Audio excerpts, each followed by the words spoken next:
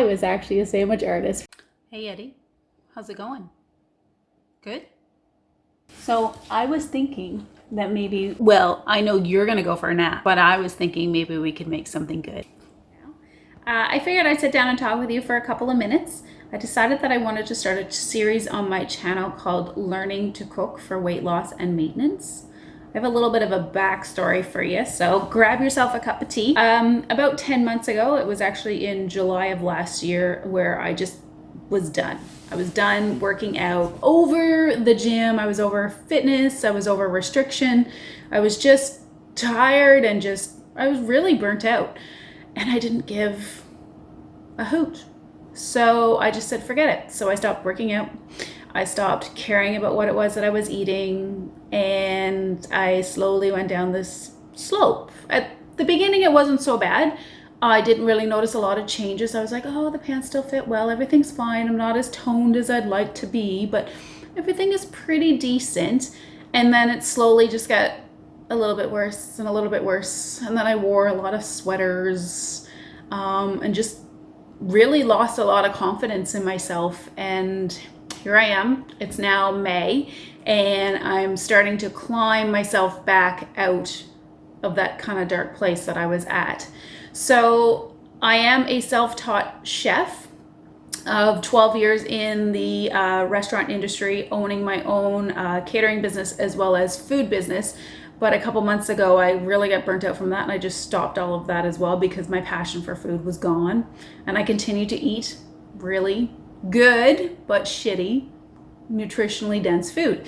So here I am. This past week, I decided that I was going to start back again because I'm kind of fed up with myself and how I feel, my confidence, how my clothes fit, all of those fun things, you know, that us women go through.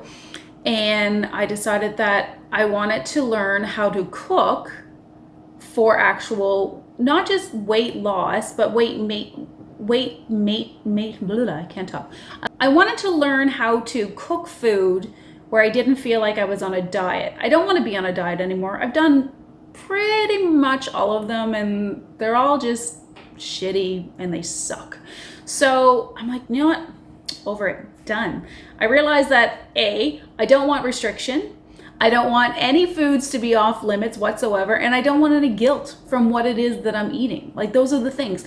The other thing that I don't want is, I don't want to eat separate to what my family's eating. I have a daughter, she's 15 years old, and I don't want to be sitting down at a kitchen table and them enjoying a pizza and me having like a salad. Like, come on, you know? Oh, and I can't eat that. Oh no, mommy's on a diet right now. We're not doing that. No.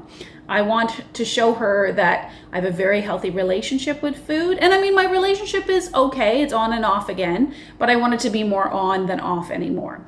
So if you'd like to join along in this series of learning how to cook great food where you have no guilt, the food is going to be really satisfying. You're going to eat when you're hungry, stop when you're full, and just enjoy the process of learning how to do those things.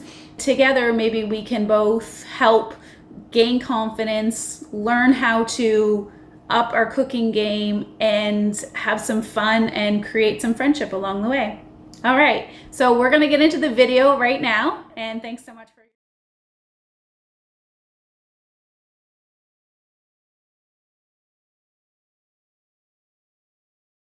Alrighty, here we are at the stove. I have my oven on to a medium-high heat. This is a dish that I used to make in a restaurant, and it was awesome. It's a totally different way to make a burrito. So I'm gonna add just a little bit of oil to my pan, not a lot. This is just regular standard canola oil. You could use extra virgin olive oil if you want to.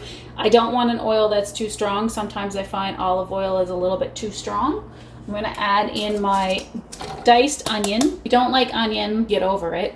But if you really don't like onion, you don't have to put it in. It's not the end of the world. We're gonna let this saute for a couple of minutes until it's just kind of soft, and then we're gonna add in our potatoes. So now I'm going to add in my cold potatoes. I cooked these the other night. I roasted them in the oven, and I had them left over. So this is awesome because now I didn't have to cook potatoes and cook potatoes. I already had them from another dish that I did. We are going to saute this for another minute or so. It might stick a little bit to your pan, but that's okay. Give it a little stir. It's kind of, you're just warming it up. The next thing I'm going to do is add in a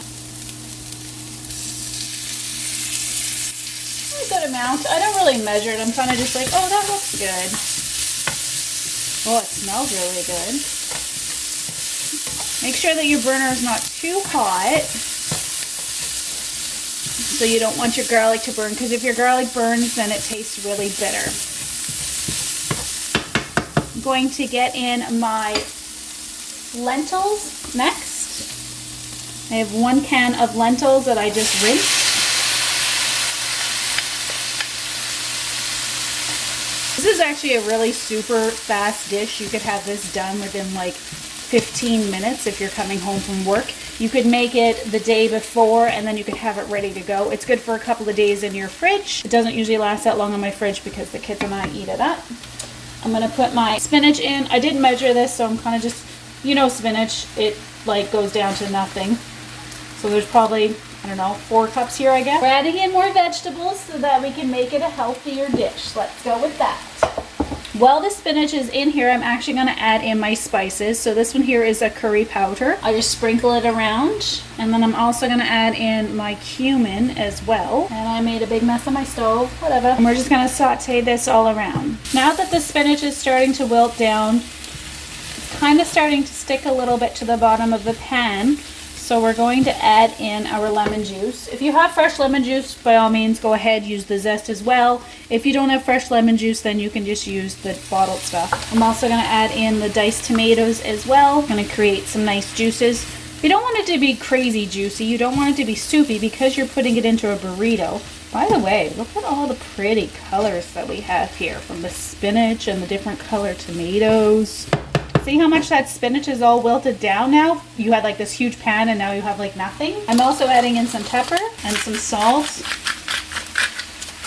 We're going to taste this and see if we need to adjust our seasoning. All right, I'm gonna taste this and see. Okay, ready? I don't wanna burn my mouth. It's quite lemony. I definitely need some more cumin and some more curry powder, and then we'll try again. More cumin, more curry powder. Oh, I almost forgot. I have this secret spice. This is it right here. La Grill Vegetable Seasoning by Clubhouse. I love this stuff. I find that it just balances out so many of my meals that it just gives it that right little, yeah, that's perfect. I'm just going to turn this down now to low because everything is already cooked. We're just kind of warming the ingredients together and cooking out some of the spices as well to give it a little flavor balance. I'm going to taste it one more time and see how she goes. That's really good. Yeah, okay. The last thing I'm going to add to the dish is some fresh parsley. It's not going to give it a tremendous amount of flavor, but it'll just give it some more green and some more goodness. So that's how you make the filling for the curry bean burrito. It's really that simple. If you have any questions, you can put them in the comment section below, and please like and subscribe for my channel, and don't forget to click the notifications button so you can be notified every time that I upload a new one of my learning to cook healthy videos. All right, I'm going to put this into a dish, and then we're going to clean out the pan, and then we're gonna get set up for our burritos. So I'll be back in just a minute. Okay, so what we have here is our scrambled eggs, a little bit of milk in it, and I'm gonna put it into this pie dish because it's close to the shape of what I have for the tortillas. And we're gonna dip the tortillas in the egg batter, and then we're gonna put it into the frying pan that I'm gonna put cooking spray in instead of oil so that we can save a little bit on the fat. These tortillas actually stay in the fridge really well, and you can use them for other breakfast items or other lunch items as well. All right, I'm gonna take my whisked eggs and put them in here, and then I have my tortillas right here. And all I'm gonna do is just move them around in the egg batter and get to play with my food. Woohoo! I like to play with my food. I always like to touch things, whether it's food, clothes, flowers. It's kind of weird. All right, and then we're gonna put it into our frying pan. So this is gonna hang out here once the frying pan gets warm, probably about 2 minutes per side. It's gonna kind of puff up and get a little bit brown, and then we're gonna flip it over and repeat the process until they're done. If it sticks a little bit underneath, just take your flipper, I guess that's what it's called, and just work it around. So I'm going to flip this guy, and you're gonna see how nice the egg has kind of binded to the back of the tortilla, and it's gonna make it really pliable and soft with the burrito filling inside of it that is just, oh, it's just so darn good. So you will see too, it's gonna actually start to bubble ever so slightly here, and it's gonna cook on this side for a couple minutes as well. Every time I put in a new tortilla, I would always put more cooking spray on the bottom of the pan, and then I dip the tortilla and then I put it in. They will go faster after you get the first one done. Usually it's about a minute and a half per side. I'm going to do 4 tortillas, but I think that filling will probably give me anywhere between 4 and 6 servings. My can of lentils I think cost me $1.29, and that was my largest ingredient. So this is a really economical dish, as well as filling, really satisfying, and it's really friggin' tasty. I can't wait for you guys to try this. Keep on touching. Boop, boop, boop, boop. Okay, stop playing with your food, Angela. See how nice and brown and crispy they get as you start to go along? It's kind of like when you make pancakes. The first pancake kind of sucks. It's pale. It's all weird. But then once you get into the second and third pancake, crispy on the outside and nice and light and fluffy on the inside. But we're not making pancakes here, folks. We're making homemade burritos. That's right. Last one. And then we're gonna go and serve up some burritos and taste test. Careful with the cooking spray because it does create a little bit of smoke. It can kind of get in your lungs and take your breath away. Okay, so truthfully, I'm pretty cheap. So I actually do have scrambled egg batter left over, and I'm gonna put it into a dish. I'm probably going to give it to Eddie because he loves egg. Would you like to have a drink too, Eddie? What's this? What's this? Oh, what? Yes, smell good. Good, good. Oh, Eddie? Good pop. Good boy. Give it a pop. Good boy. Ready? Eddie gets the scrambled egg batter. Here you go. Here you go. Good boy. All right, guys, it's time to taste test. Let's give it a go. But first, you have to like, comment, and subscribe to my channel. Okay, did you do it? Okay, good. We're done with that. All right, let's get ready to taste. So these are our tortillas. Didn't they turn out beautifully? They don't stick together or any of that stuff, which is awesome. Lay it down flat.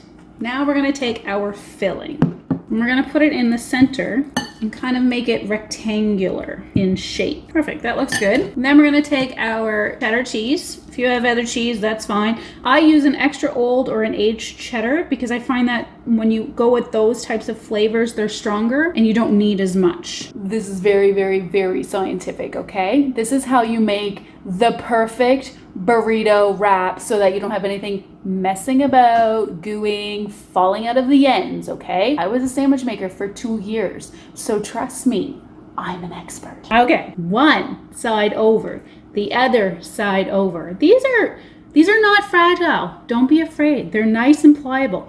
We're going to take the bottom and roll it up to the top. As we roll it up to the top, we're going to push our fingers in and slide it back. So this is, now we have a nice tight roll. And then you're gonna roll it again and over. Ta-da! Masterpiece. So this is how it makes it look bigger if you cut it on an angle, a really steep angle. So now I'm gonna show you, ooh la la. Do you see that beautiful thing inside right there? I'm going to zoom up. There we go. All right, now we're gonna taste it. Okay, ready? Let's go. Oh yeah.